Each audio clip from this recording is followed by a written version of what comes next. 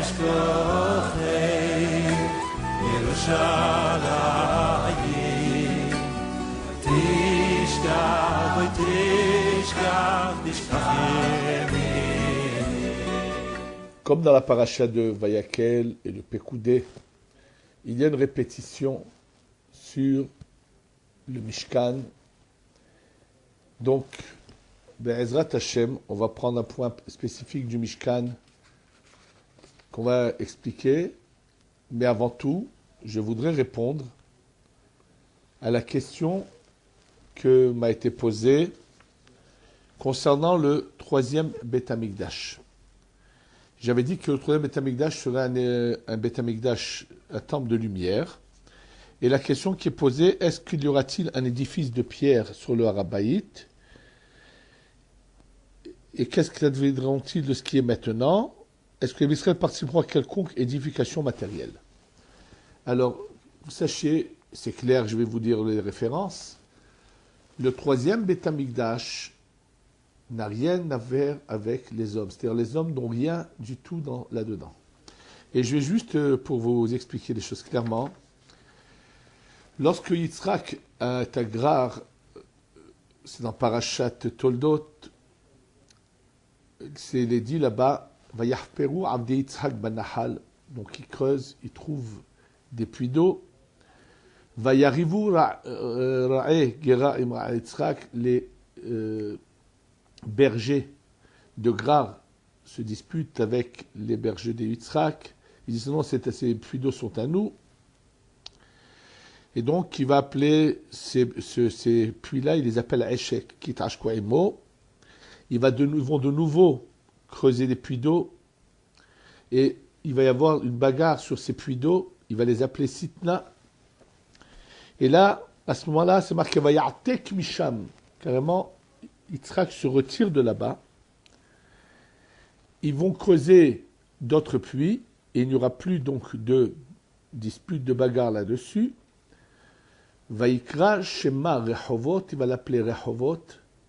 Vayomer en disant Ki ata ilhiv lanu Hashem lanu farenu baret. Dieu nous a mis dans le large et on se multiplie. Bien sûr, là, je vous lis du Sefer Toldos Yitzhak qui ramène effectivement le Ramban. Le Ramban dont nous savons qui était un Mekoubal de l'époque des Rishonim. Le Ramban qui a vécu en Espagne, sa Kabbalah, il l'a reçue d'une manière spectaculaire, puisque, en fait, lui, finalement, le Ramban ne va pas rester toute sa vie en Espagne. Il va venir finir ses jours ici en Eretz Israël. Et d'ailleurs, nous avons des traces de la fin de la vie du Ramban ici à Yerushalayim, il y a 800 ans à peu près. Le Ramban va recevoir sa Kabbalah par un personnage qui va venir dans sa ville en Espagne et qui va faire des choses vraiment spectaculaires et qui va lui transmettre la Kabbalah. Et le Harizal a dit du Ramban que sa Kabbalah est authentique. Apparemment, il a dû avoir des révélations de Eliyahu Hanavi, ainsi de suite, mais il avait une Kabbalah dont le Harizal témoigne que tout ce qu'il dit le Ramban est bien sûr basé sur la Kabbalah et c'est juste. En tous les cas, le Ramban nous dit, écoutez bien, dans ce pasouk-là, il y a une allusion aux 3 temples. Comment les 2 premiers seront détruits, mais pas le 3e. Pourquoi? Parce que tout simplement, comme je vous le dis, les fiches Eshne Batim Arishonim Nivnu Alide Bene Adam, étant donné que les 2 premiers temples ont été construits par les hommes, qui sont ces hommes-là? Shlomo Amelech qui a construit le premier et Koresh qui a construit le second. Velachen Nehrevu. C'est pour ça qu'ils ont été détruits. Aval Bet Hamikdash Hashlishi, mais le 3e temple, Yibane al Yede Hakadosh Baruchu, sera construit par la main de Dieu. Ou que Moshe Hakadosh Baruchu Hailaad, et de la même manière que Dieu est éternel, car Yekayam Laad Velo Yeharem Od. Ainsi, ce temple sera éternel et ne sera plus détruit. Qu'est-ce que cela veut dire? Que tout simplement, dans un premier temps, il y a un temple donc, de lumière qui descend, qu'on pourra voir. L'accès ne sera pas aussi facile à tout le monde.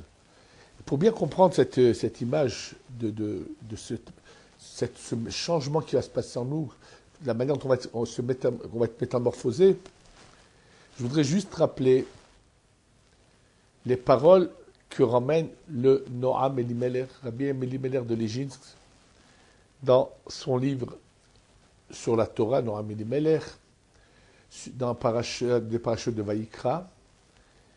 Et là-bas, il cite, il ne donne pas la référence, mais les paroles dont il parle, je les ai retrouvées, la source de ces paroles-là, je les ai retrouvées dans un livre qui s'appelle Tuv Haaretz, qui avait été écrit par un grand Mekouba qui s'appelait Rabbi Nathan Shapira, et avec quelques nuances, mais la même idée est présente. Lui, Rabbi Elimelech de Lejinsk, dit la chose suivante. Il dit, sachez qu'au moment où le Mashiach sera là, il ne dit pas combien de temps après la venue du Mashiach, mais il dit bien quand le Mashiach sera là. Il dit, tous ceux qui auront servi Dieu, mais n'auront pas été au service de Dieu pleinement, ce n'aura pas été l'essentiel de leur vie, le service d'Hachem. C'est-à-dire, ils sont de bons pratiquants, mais pour qui la vie, c'est se faire de l'argent, se faire une situation, avoir un bel appartement, s'acheter toutes sortes... Il y a des gens qui seront capables, quel que soit leur âge, de constamment acheter de nouveaux tableaux, de nouvelles pièces antiques. En fait, leur vie est meublée que par des attractions matérielles. Il dit, tous ces gens-là, qu'est-ce qu'il fait le Mashiach? Il les réunit, il leur dit, vous savez, maintenant, je vais vous donner beaucoup d'argent. Venez avec moi. Il les emmène sur le bord de la mer de Yafo, donc Tel Aviv, ses environs. Le Mashiach va donner l'ordre, et sachez que dans le fond des mers, d'après ce qu'on sait dans le nombre d'histoires que nous connaissons, les témoignages que nous avons de l'histoire des bateaux engloutis, dans le fond de mer est évalué à je ne sais pas combien de fois plus de l'or et l'argent et les pièces de valeur qui se trouvent dans le fond de mer sont évalués à beaucoup, beaucoup plus que tout l'or réuni sur la terre. Et donc le Mashiach va donner l'ordre et la mer va éjecter tout ce qu'elle avait dans le fond des mers. Et donc, sur des kilomètres de plage, puisque je ne sais pas combien de gens vont venir derrière le Mashiach, vont arriver, vont venir des gens et vont se mettre à en prendre au maximum. Après, le Mashiach va dire, bon, maintenant, on retourne à Yerushalayim, il y a un événement important. Donc, tout le monde retourne à Yerushalayim, chacun avec le maximum qu'il a pu amasser parmi ces gens-là. Et là, à Yerushalayim, il y a les tzadikim, que ça ne les a pas intéressés que d'aller chercher de l'argent à Tel Aviv-Yafo, qui sont restés là, à être au service d'Hachem. Et le Mashiach annonce, bon, maintenant, il y a un shiur là-haut d'Akadosh Baruch Hu. Et donc le Mashiach se met à voler et à s'élever. Et les tzadikim font autant. Et tous les gens qui avaient suivi le Mashiach à Yafo pour ramasser l'or, ils disent, bon, mais nous, si on voudrait écouter le shiur d'Akadosh Baruch Hu là-haut, ils veulent voler, impossible, ils ne décollent pas. Alors ils disent au Mashiach, et nous? Il leur dit, vous, mais qu'est-ce que vous avez voulu dans la vie? L'argent? Eh bien voilà, vous restez avec l'argent. En fait, ce que dit le Rabbi Elimelech de Lejinsk, c'est que ces gens-là n'auront jamais accès là-haut, pas du tout. Simplement, il faut savoir que la venue du Mashiach, donc le Beth Amikdash, c'est sûr qu'il est rouchani, il est spirituel, il n'est pas en pierre du tout, ce n'est pas un édifice de pierre.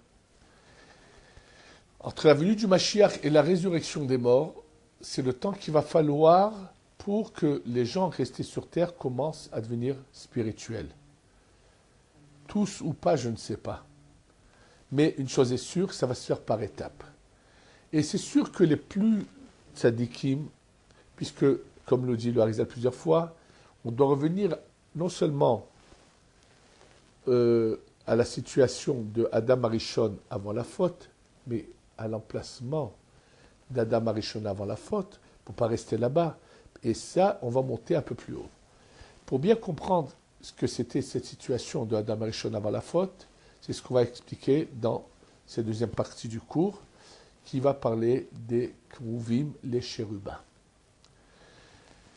Quand on parle des Kruvim, des chérubins, alors bien sûr, le problème, c'est que tout celui qui a eu l'occasion dans sa vie de voir des dessins va avoir une idée faussée des choses. Il y a deux sortes de Kruvim. Il y a les Kruvim qui ont été faits dans le désert pour le Mishkan. Et eux sont petits, ils sont posés sur le Aaron HaKodesh, mais ils ne sont pas du tout comme certaines images ou dessins les montrent. C'est-à-dire qu'ils ne sont pas d'un côté et de l'autre, c'est faux. Ils sont carrément face à face, ou bien collés face à face, comme un couple qui s'accouple, qui s'unit, ou bien ils pouvaient être dans une autre position qui était malheureusement collés dos à dos. C'est-à-dire de manière miraculeuse, les Kérouvim avaient soit cette position de coller dos à dos, soit on pouvait les voir face à face et unis carrément. C'est-à-dire qu'il y avait un des chérubins qui était masculin, mâle, et un des chérubins qui était féminin, femelle. Et ils étaient vraiment, quand ils étaient face à face, ils sont collés l'un à l'autre, comme pendant le moment de l'union qui se passe dans un couple. Et la différence avec ceux de Shlomo HaMelech, c'est que ceux de Shlomo HaMelech commencent de par terre. Bien sûr, ça peut paraître bizarre, mais il n'y a aucun problème.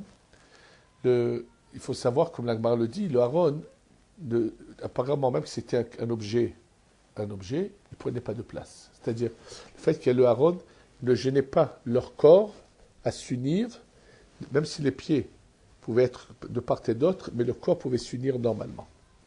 Ça, c'est à l'époque de Shlomo. Qu'est-ce que c'est cette représentation que la Torah nous demande de faire? Au deuxième temple, il n'y avait pas les Kruvim, n'étaient pas. Au premier temple, ils étaient, bien sûr, et lorsque les bénis Israël venaient pour les fêtes, alors les Kohanim d'écartaient tout pour que tout le monde puisse voir de loin les Kruvim unis. La Gemara nous dit que lorsque les Goïm, les non-juifs, sont rentrés, ont détruit le temple et sont rentrés, et ils ont trouvé les Kruvim qui étaient unis l'un à l'autre, et ils étaient choqués. Pourquoi étaient-ils tellement choqués? Parce qu'eux savaient que c'était le lieu le plus saint du peuple d'Israël. Donc pour eux, trouver des statuettes en or qui sont unies comme un couple, c'était pour eux quelque chose de choquant, puisque dans l'esprit, il faut le savoir, dans le monde non-juif qui ne connaît pas attaché à la Torah, l'acte d'union d'un homme et d'une femme, c'est un acte animal, comme on voit un chien et une chienne dans la rue qui sont ensemble. Ça, c'est dans la conception du monde non-juif. Dans le monde de la Torah, ça peut être au contraire l'union de deux âmes qui se complètent, l'union de deux lumières qui reviennent à leur source, ce qui est la source de l'union, quelque chose de bien plus profond, de quelque chose de très élevé, de très important.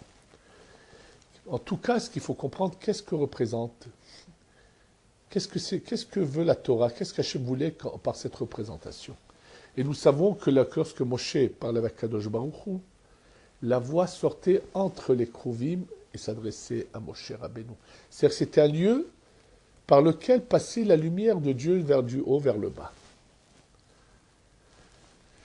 Bien sûr que pour comprendre cela, il faut comprendre que de quelle manière l'homme a été créé, de quelle manière l'édifice de cette création s'est fait. Alors, la lumière divine, nous ne pouvons même pas en parler tellement c'est quelque chose d'abstrait qu'on ne peut pas définir, même pas donner un nom. Donc, il y a un emplacement de vide qui se fait, ou non, sinon on n'aurait jamais pu exister, ni le globe terrestre, ni les astres, ni rien. Et là, la lumière divine va commencer à descendre. Simplement, il y a un plan qui est prévu par Dieu, qui est que, à la finalité de tout cela, c'est qu'il y ait des êtres humains qui vont avoir le libre arbitre et à qui on va donner la possibilité ou de bien agir ou de mal agir. C'est un processus qui est mis en place qui inclut également la faute d'Adam Arishon. Ça fait partie de ce plan qui, comme je le répète et je vous le dirai toujours, et non pas comme un grand auteur malheureusement qui s'est trompé a écrit sur Adam Arishon qu'il a cherché le mal, chas v'shalom, pas du tout. Adam Arishon avait une très bonne intention qui a donné un résultat, mais qui faisait partie des plans de Dieu.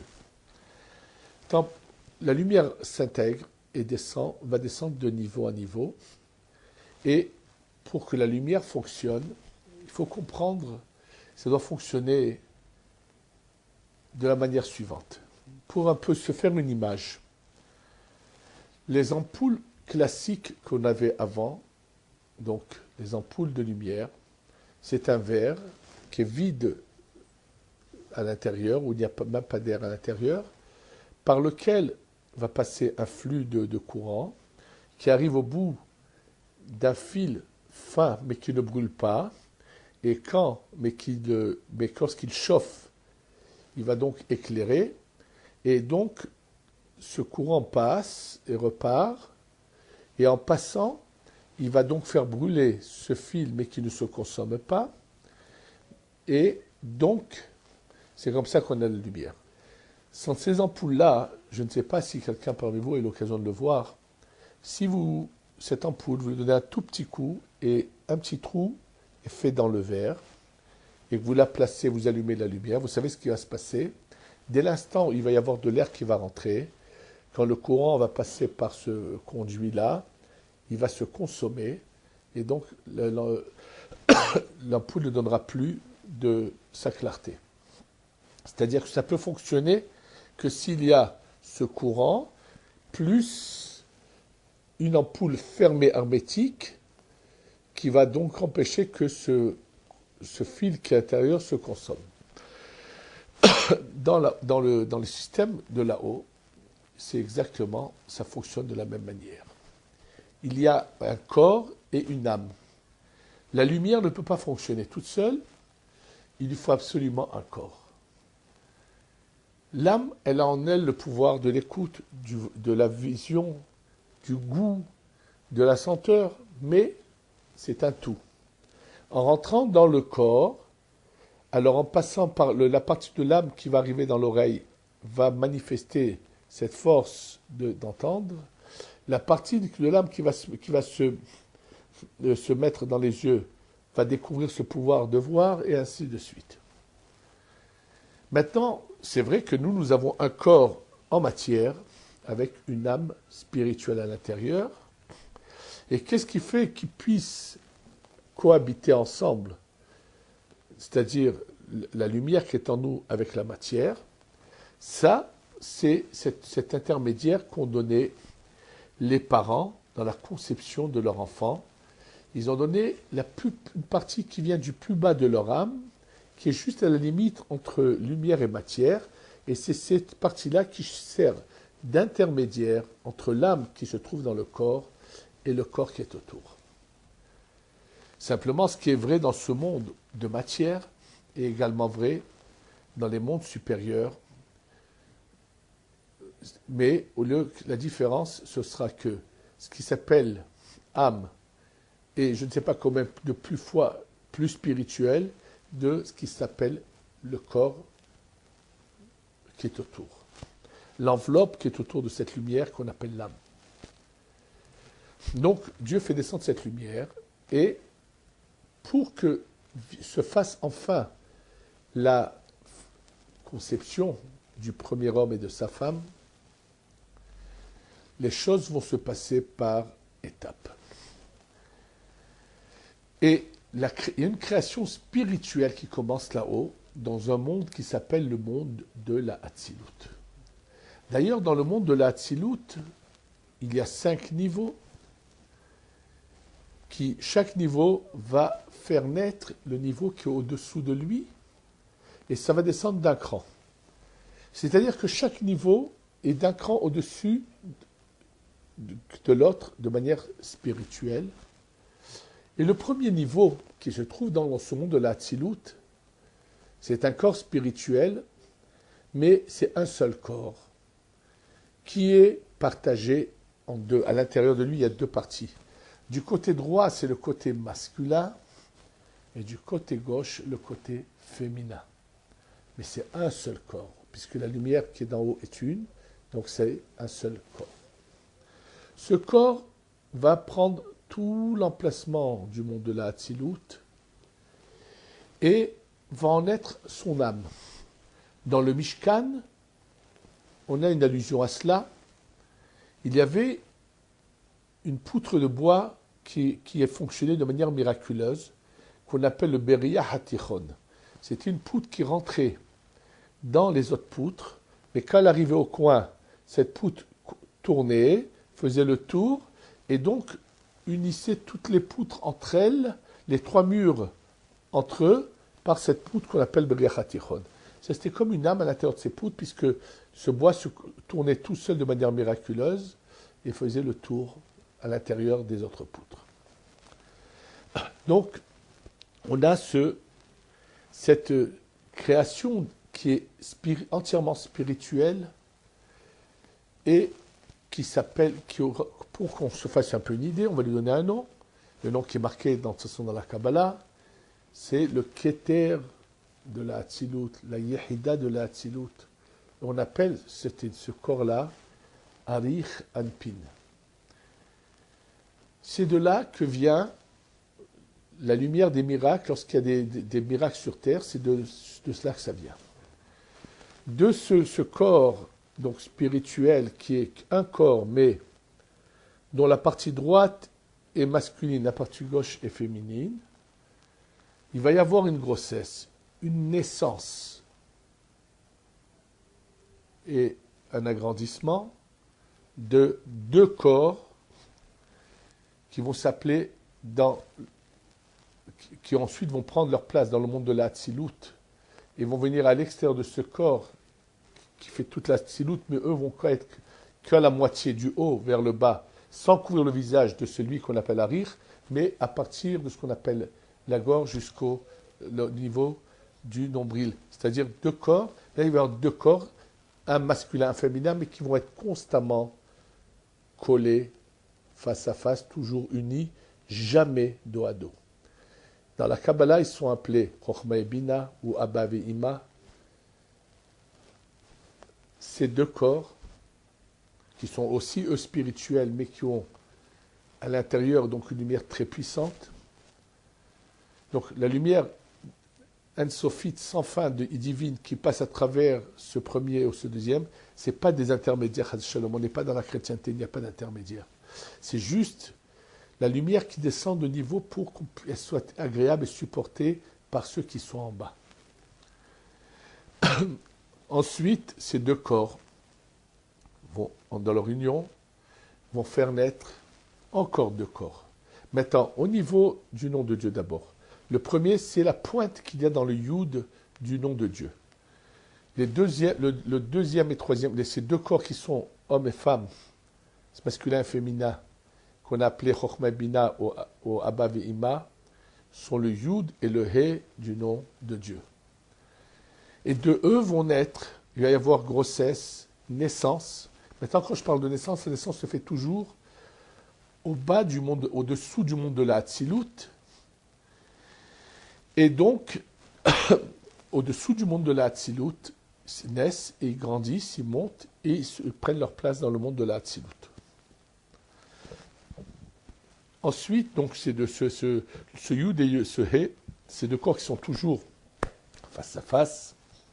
Il va y avoir grossesse, naissance de deux autres corps, spirituels également, qui vont naître également plus bas dans le monde de la Bria, mais eux vont au départ être dos à dos. Et le monde de l'Hatzilut est plein, il n'y a plus de place. Ces deux corps qui sont dos à dos, qu'on appelle dans des termes de la Kabbalah, Zun, Za, Venukbe, Tiferet et Malchut, Nefesh et Ruach. C'est pas important, c'est aussi le corps, bien sûr, corps masculin et féminin, mais qui sont dos à dos. Et pour que l'homme et sa femme soient créés, ces deux corps qui sont dos à dos vont monter d'un espace, dans l'espace d'un cran, pour un moment, se retourner face à face, s'unir. Et donc chez eux, chez ces deux corps-là, va être la grossesse de Adam et Chava, qui nous inclut à nous tous, puisqu'on était tous dans Adam et Chava. Et donc Adam et Chava vont naître au-dessous de la Hatzilut, mais dans un monde qui est supérieur au nôtre, qui s'appelle le monde de la Bria, une partie du monde de la Yetzira. Ça va être l'emplacement que vont occuper Adam et Chava avant la faute. S'il n'y avait pas eu la faute, le premier Shabbat, alors tout serait monté d'un niveau, et Adam et Chava, qui étaient en dessous de la Hatzilut, seraient montés dans le monde de la Hatzilut, et ainsi de suite. Ce n'est pas le cas. Donc, ils sont créés de manière spirituelle. Donc, même le temps n'est pas le temps comme on le voit aujourd'hui. C'est un temps spirituel. Il se passe des événements là-haut,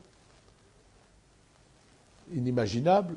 Et finalement, se passe un événement qui va faire que Adam et Chava vont perdre leur enveloppe spirituelle et vont dégringoler, se retrouver sur la terre avec un corps matériel. Maintenant, les Kruvim représentent, donc, maintenant, où était Adam et Chava? Je vous dis, en dessous de là-dessus, il y a encore trois mondes qu'on appelle Beria, Yetzira et Asiya. Nous sommes à la toute fin du monde de la Asiya.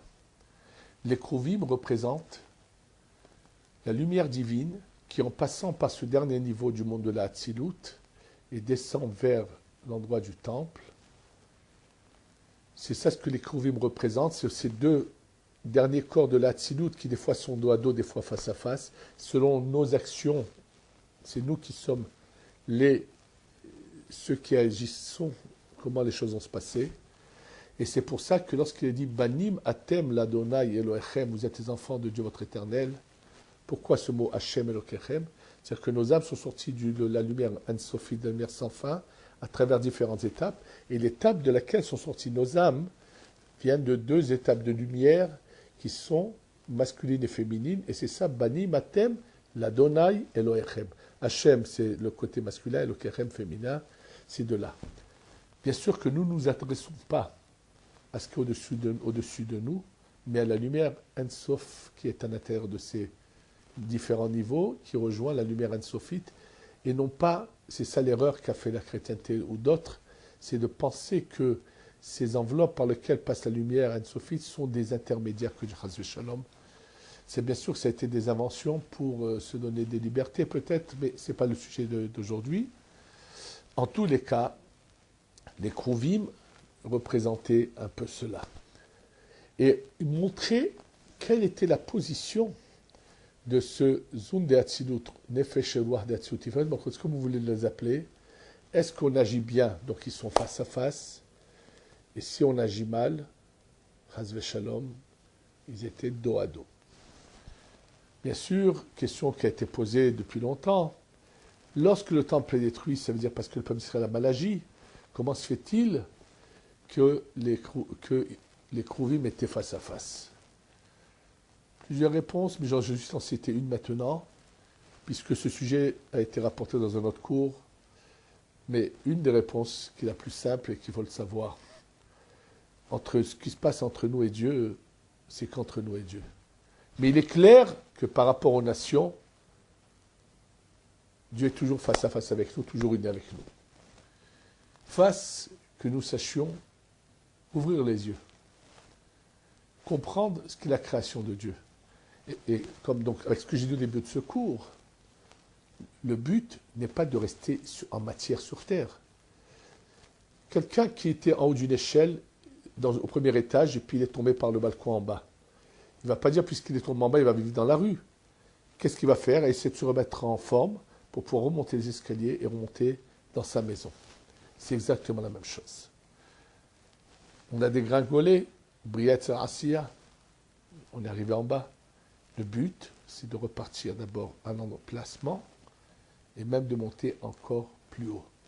Et donc, en fait, le troisième temple n'est qu'une étape de passage qui va s'élever avec nous pour tous ceux qui mériteront de monter dans les niveaux au-delà et au-delà et au-delà. Cette période de transition se termine à la fin du 6e millénaire. Ensuite, pendant 1000 ans, c'est une ère glaciaire sur la Terre. Et après, reprend quelque chose, mais pas pour nous, puisque nous, on va que monter. Ceux qui auront mérité, c'est de monter, de monter. Peut-être pour ceux qui auront redoublé de classe, malheureusement, ou pour je ne sais qui.